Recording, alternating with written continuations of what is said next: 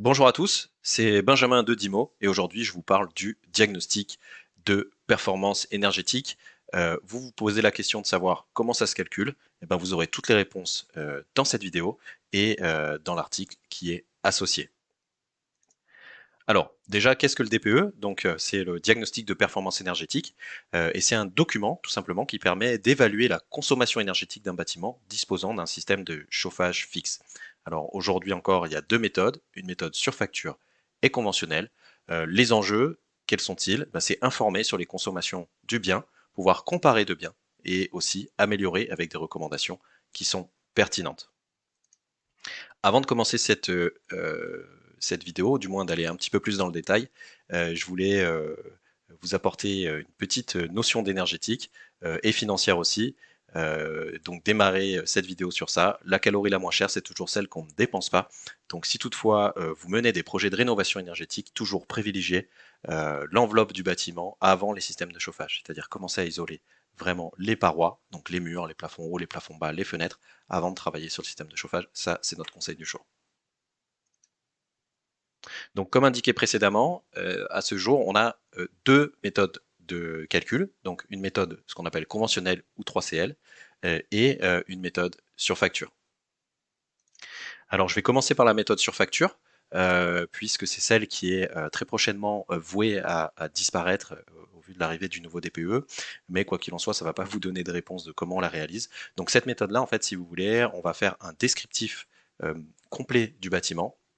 Donc descriptif des superficies déperditives, donc quels sont les types de murs, les types de planchers hauts, les types de planchers bas, sur quoi vont donner voilà, les parois qui composent l'enveloppe du bâtiment, si ça donne sur un local chauffé, si ça donne sur des parties communes, si ça donne sur un garage par exemple, ou tout simplement sur l'extérieur comme dans une grande majorité des cas.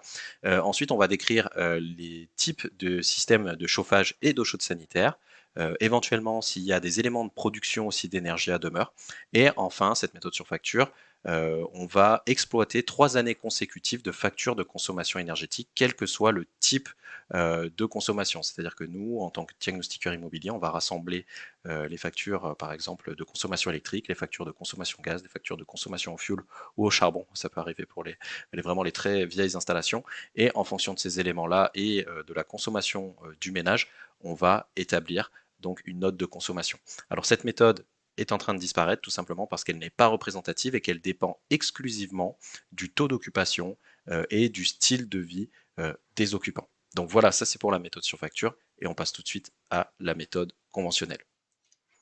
Donc la méthode conventionnelle, avant d'aborder ce sujet, il faut quand même savoir que sur un DPE, lorsqu'on réalise les calculs, on estime une température intérieure de 19 degrés.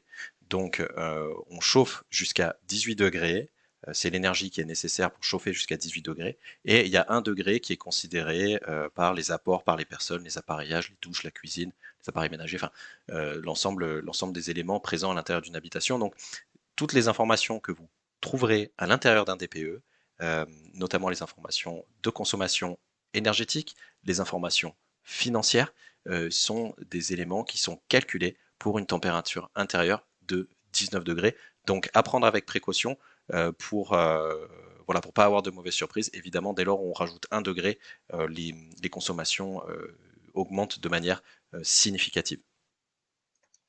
Donc la méthode conventionnelle, ce qui va changer avec la méthode sur facture, c'est qu'on va aller plus loin dans la réalisation, du moins on sera beaucoup plus précis, puisqu'il s'agit, on peut la comparer un petit peu à une étude thermique du bâtiment. Donc on va faire une campagne de mesure de l'ensemble des parois déperditives, donc un calcul de superficie. On va calculer la superficie des fenêtres, l'orientation également de ces dernières. On va regarder les épaisseurs d'isolant, le type d'isolant. Ça va être beaucoup plus précis en reprenant même les coefficients des matériaux qui composent l'isolation. Il y a tous les éléments aussi liés au système de ventilation. Les types de systèmes de chauffage sont analysés plus en détail pour préciser vraiment l'année à laquelle ils ont été installés ou le type de chaudière, par exemple, c'est une chaudière à condensation, une chaudière simple. Donc on est vraiment plus précis au niveau de l'étude. C'est aussi une étude qui prend beaucoup plus de temps que la méthode sur facture, tout simplement parce qu'elle nous demande un recueil d'informations bien plus important. Et enfin, pour finir, que puissiez vraiment avoir une exploitation totale du diagnostic de performance énergétique et du moins savoir qu'est-ce qu'on calcule, parce que ces diagrammes-là sont les résultats qui sont donnés par le diagnostic de performance énergétique. Alors, le diagramme de gauche, c'est celui peut-être le plus connu, donc qui est le diagramme de l'énergie. Donc, c'est-à-dire que c'est une représentation en kilowattheure par mètre carré et par an. Donc, kilowattheure d'énergie primaire, si on veut être précis, donc par mètre carré par an. Donc, l'énergie qui est produite à la centrale ou qui est extrait à la source pour répondre à la consommation du ménage. Et enfin, le diagramme violet, c'est le diagramme des gaz à effet de serre. Donc, en fonction du type d'énergie que vous utilisez, ben, ça va vous donner la résultante en kilogrammes kilogrammes de CO2 par mètre carré et par an pour votre bien. Donc ça, c'est une donnée que l'on peut comparer à la consommation d'une voiture en grammes de CO2 par kilomètre, sauf que là, on est en kilogrammes de CO2 par mètre carré et par an. Voilà, tout simplement. Donc quand vous avez une maison, pour prendre l'exemple de ces deux diagrammes, quand vous avez une maison de 100 mètres carrés, il vous suffit simplement de multiplier ces notes-là par 100 pour avoir la consommation globale annuelle en énergie et la quantité de CO2 qui est rejetée dans l'atmosphère par an.